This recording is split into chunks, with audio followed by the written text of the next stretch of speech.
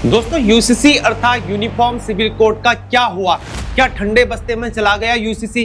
किसने किया इसे लागू? अर्थात कौन से स्टेट में हो गया है अब पूर्णतः लागू? क्या होगा अब हलाला का? क्या होगा अब लिव इन रिलेशन का? क्या करना होगा लिव इन रिलेशन के लिए? क्या लग गई है अब हलाला बहु विवाह पर रोक? जानेंगे आखिर उत्तराखंड में ही क्यों लागू हुआ सबसे पहले यूनिफॉर्म सिविल कोड। लेकिन दोस्तों आगे बढ़ने से पहले आपसे हमारी विनती ही नहीं अपितु यहाँ पर एक खास गुजारिश भी है कि हमारे चैनल को सब्सक्राइब कर ज्यादा से ज्यादा सपोर्ट देने का प्रयास करें। जय हिंद दोस्तों, मैं हूं हीरा परिहार और आप देख रहे हैं देशभक्ति डायलॉग। वीडियो में लाइक और कमेंट करना ना भूलें। दोस्तों जहां 27 मई 2022 को यूसीसी पर विशेषज्ञ समिति का गठन किया गया और 2 फरवरी 2024 को यूसीसी पर विस्तृत रिपोर्ट प्रस्तुत भी की गई और 7 फरवरी 2024 को विधानसभा में इसका विधेयक पारित किया गया। साथ ही 8 फरवरी 2024 को राज्य विधानसभा द्वारा अधिनियम अनुमोदित भी किया गया और 8 मार्च 2024 को भारत के राष्ट्रपति द्वारा अधिनियम अनुमोदित भी किया गया तथा 12 मार्च को इसे राष्ट्रपति से मंजूरी भी प्राप्त हुई। साथ ही 12 मार्च 2024 को यूसीसी उत्तराखंड अधिनियम 2024 जारी किया गया। तत्पश्चात 18 अक्टूबर 2024 को यूसीसी नियमावली प्रस्तुत की गई। इस प्रकार लगभग 1 साल तक चली कसमकस के बाद नियमावली को तैयार किया गया और अंततः फरवरी 2025 को यूसीसी लागू हो पाया। अब यह अनुसूचित जनजातियों को छोड़कर संपूर्ण उत्तराखंड राज्य साथ ही राज्य से बाहर रहने वाले उत्तराखंड के निवासियों पर भी लागू हो पाएगा।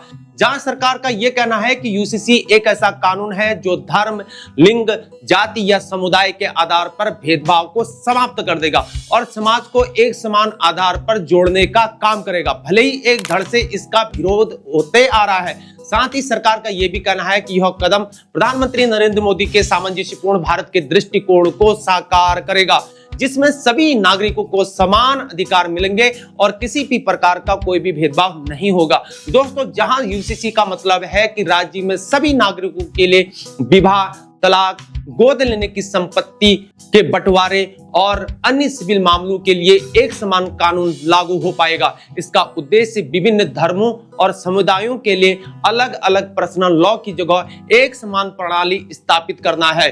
इसके तहत शादी और लिव इन रिलेशन में रहने वाले कपल्स को भी रजिस्ट्रेशन कराना अब कंपलसरी हो जाएगा।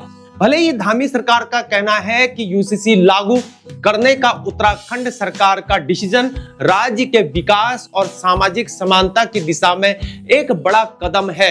यह न केवल राज्य के नागरिकों को समान अधिकार देगा बल्कि भारत में एक समान और सामंजस्य समाज की नींव भी मजबूत करेगा।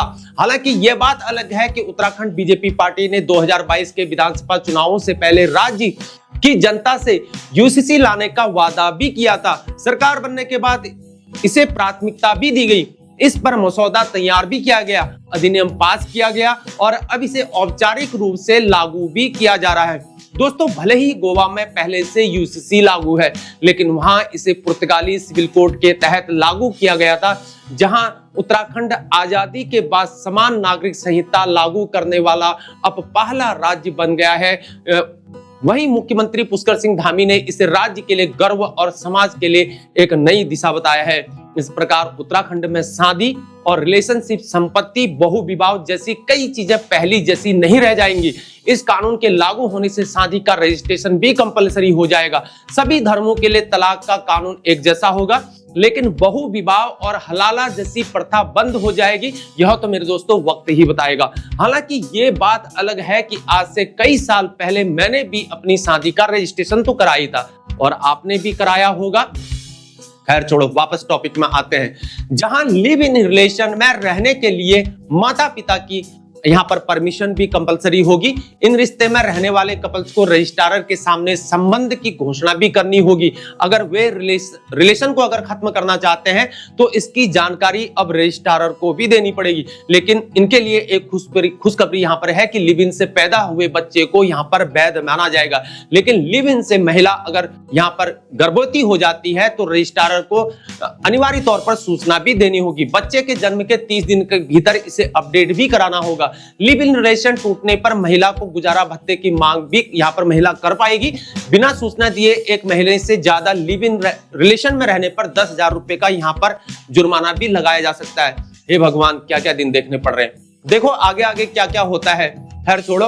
पंजीकरण कराने वाले जोड़े की सूचना रजिस्ट्रार और उनके माता पिता या अभिभावक को ये देंगे, लेकिन ये जानकारी पूर्णतः कॉन्फिडेंशियल रखी जाएगी। ये लो भाई, कॉन्फिडेंशियल रखी जाएगी। अब क्या परेशानी है, बच्चों के लिए भी बात कही गई कि संपत्ति के अधिकार में बच्चों में किसी भी प्रकार का कोई भी भेदभाव कतई नहीं किया जाएगा।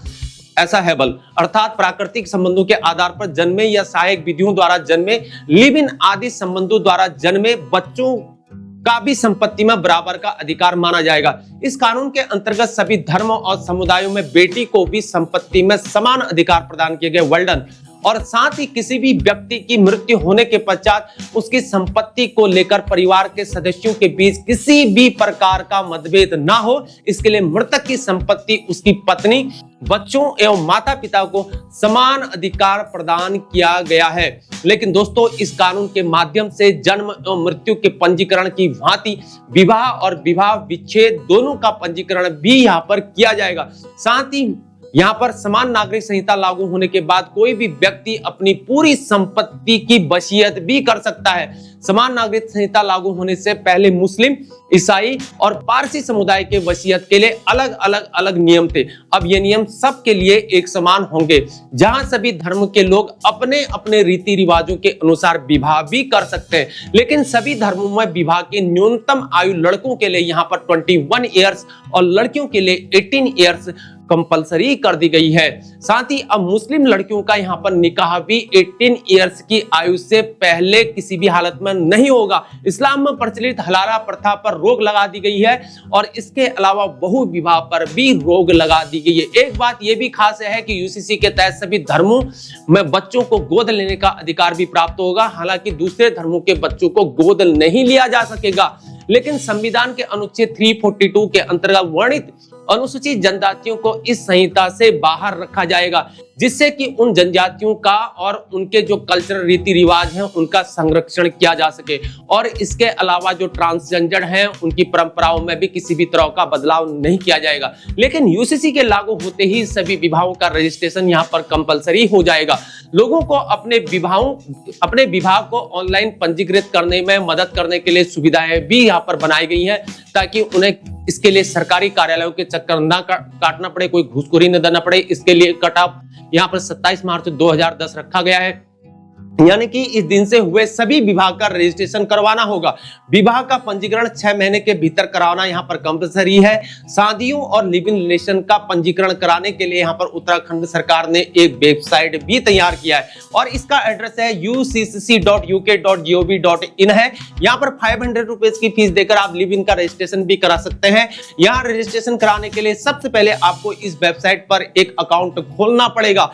फिर इसी वेबसाइट के जरिए आपको जरूरी जितने भी कागजात दस्तावेज होते हैं उनकी जानकारी प्राप्त हो जाएगी। वे दस्तावेजों को सबमिट करके आपको 15 डेज के अंतर्गत लिव इन रिलेशन को रजिस्ट्रेशन कराना पड़ेगा। किसी भी हालत में सहायता और तकनीकी परामर्श के लिए आप हेल्प डेस्क 1800-180-2525 पर भी कॉल कर सकते हैं। तो दोस्तों, ये थी यूसीसी की जानकारी। उत्तराखंड ने यहाँ पर अब पूरे भारतवर्ष के अंतर्गत अपना तो इतिहास में भैया ठप्पा लगवा दिया है। सबसे पहले यूसीसी लागू करने वाला स्टेट बन चुका है और अब ये जहां उत्तराखंड ने यूसीसी को लागू करके जहां अपना नाम तो दर्ज करा दिया, लेकिन अदर स्टेट खासतौर पे जो बीजेपी शासित प्रदेश है उनमें अब जो है यहाँ पर यूसीसी लागू करने की पहल शुरू हो जाएगी। हालांकि केंद्र सरकार की तरफ से ऐसा अभी नहीं हुआ है और जल्द ही यहाँ पर, क्योंकि यहाँ पर बीजेपी की सरकार केंद्र में नहीं है, एनडीए की सरकार चल रही है, हो सकता है वोट की गिनती इधर तोड़ मतोड़ हो जाएगी। तो इस प्रकार से मुझे लगता है कि, और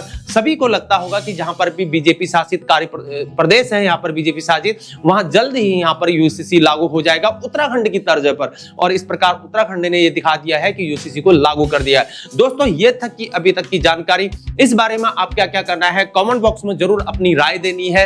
अगर आपको ये जानकारी हमारी अच्छी लगती है और ऐसी जानकारी प्राप्त करने के लिए हमारे चैनल को, यानी कि आपका चैनल जैसे कि देशभक्त डायलॉग है, इस चैनल को आपने शेयर करना है, चैनल को सब्सक्राइब करना है, बेल आइकन की घंटी को बजाना है, ताकि ऐसी इंफॉर्मेशन आपको प्राप्त हो सके।